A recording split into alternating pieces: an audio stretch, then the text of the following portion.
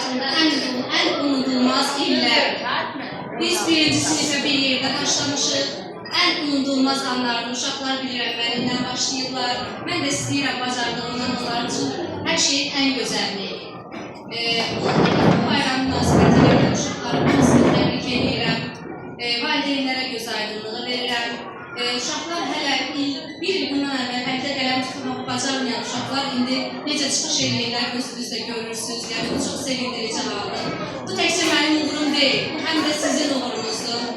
Sizi də təbrik edirəm, gözünüz aydın olsun. Heç bir ana uşaqsız, heç bir uşaq anasız olmasın. Sizə təşəkkür edirəm çəkdiyiniz əziyyətə görə. Öz növbəsində bizim bu tədbirin ərsəyə gəlməsində bizim valideyn komitəsinin sədri Leyla xanıma təşəkkür etmək istəyirəm. Bilirəm, mənim kimi hamının ürəyində təşəkkür doludur Leyla xanıma. Çox əziyyətimizi çəkdi, hər bir uşağın ana kimi yanaşdı. Mənimlə bərabər çiyin-çiyinlə işlədi. Leyla xanım, yaxınlaşın bizə. Həm də bizim rəqs müəllimimiz, Fəxriyə müəllimə özü burada olmasa da mənim vicdanım buradadır. Çox əziyyət çəkdi bizə. Eyni zamanda bizim məktəbin xorunun rəhbəri, musiqi rəhbəri Zərifə müəlliməyə də təşəkkür edirik.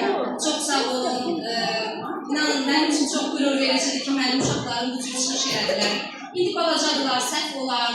İnan elə uşaqlar hamısı səhvləri ilə gözəldilər. Zənginliyiniz də ondan ibarətdir.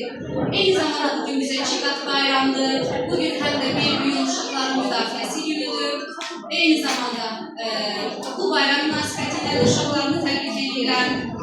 Bizim elə qarşıda üç var.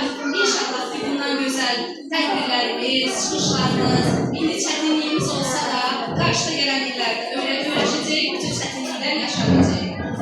Çox sağ olun, bir daha təbrik edirəm valideynlərə.